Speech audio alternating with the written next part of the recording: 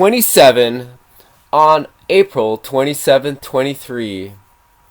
The New Testament. Praise the Lord. Hallelujah. Happy Thursday. Praise the Lord.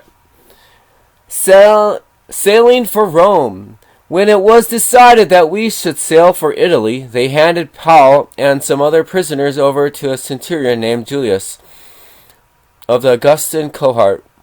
So we bombarded a ship from Adramyttium, which was about to sail to the ports along the coast of Asia, and we set out to sea, accompanied by Aristarchus, a Macedonian from Thessalonica. The next day we sat down at Sidon. Julius, treating Paul kindly, let him go to his friends to receive care. Setting out to sea from there, we sailed under the shelter of Cyprus, because the winds were against us. When we had sailed across the open sea along the coast of Cilicia and Pamphylia, we came down to Myra in Lycia.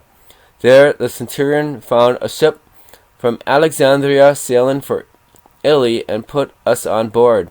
Sailing slowly for a number of days, with difficulty we made it to Cnidus. As the wind did not allow us to go further, we sailed under the shelter of Crete, off Salmon.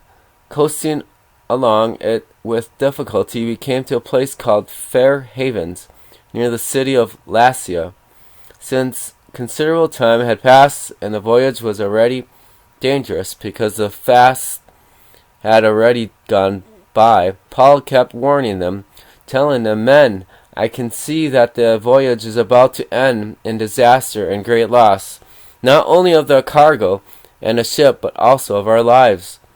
But the centurion was persuaded more by the pilot and the captain of the ship than by what was said by Paul.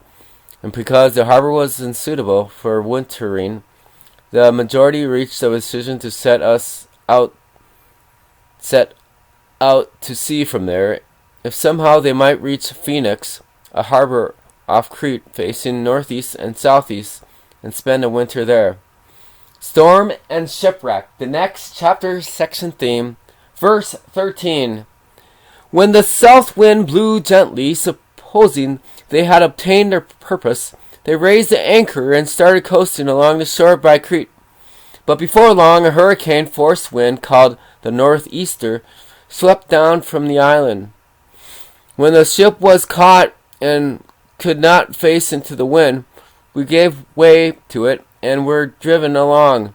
As we ran under the shelter of a small island called Cauda, we were barely able to get out control of the dinghy. When the crew had hoisted it up, they made use of ropes to gird the ship. Then, fearing they might run around on a Syrtis, they let down the anchor and so were driven along. But as we were violently battered by the storm, the next day they began throwing cargo overboard. On the third day they threw out the ship's gear with their own hands. With neither sun nor stars appearing for many days, and no small storm pressing on us, all hope of our survival was vanishing.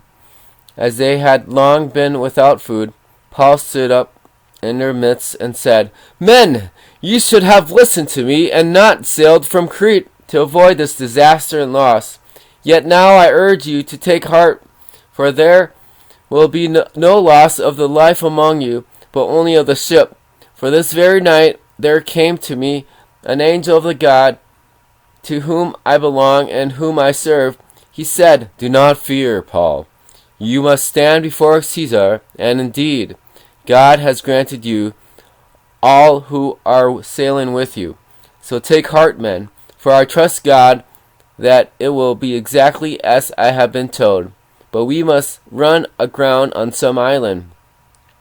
Now when the 14th night had come, as we were drifting along the Adriatic Sea, about midnight, the sailors began to sense that they were nearing some land.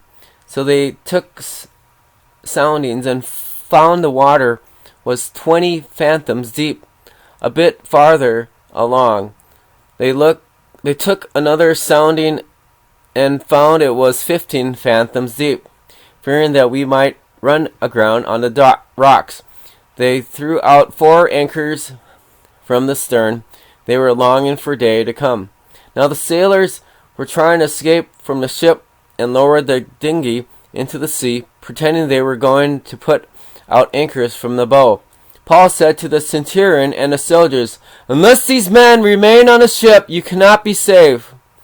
When the soldiers cut away the ropes of the dinghy and let it drift away, as day was about to dawn, Paul urged them to take some food, saying, "Today is the 14th day. You have kept waiting and going without food, having taken nothing. Therefore I urge you to take some food, for this is for your survival, since not one of you will lose a hair from his head." And when he had said these things, he took bread, gave thanks to God before them all, broke it, and began to eat. Then all were encouraged and took some for themselves. And all we were 276 persons on the ship. When they had eaten enough, they began to lighten the ship, throwing the wheat into the sea. Then, when daylight came, they did not recognize the land, but they noticed a bay with a beach. When they planned to run the ship aground, if they could, so they cut off the anchors and left them in the sea, while loosening the ropes of the rudders at the same time. Then hoisting the forward sail to the wind, they made for the beach. But they struck a sandbar between the seas and ran the ship aground. The bows struck fast and remained immovable, and the stern began to break up by the pounding of the waves. The plan of the soldiers was to kill the prisoners, so that none of them would escape by swimming away. But the centurion, wanting to save Paul, kept them from carrying out their plan. He ordered those able to swim to throw themselves overboard first and get to land, and the rest to get there on boards and pieces of the ship, and in a way all were brought safely to land. Verse 44 in the book of Acts, chapter 27 in the book of Acts in the New Testament. Praise the Lord, hallelujah.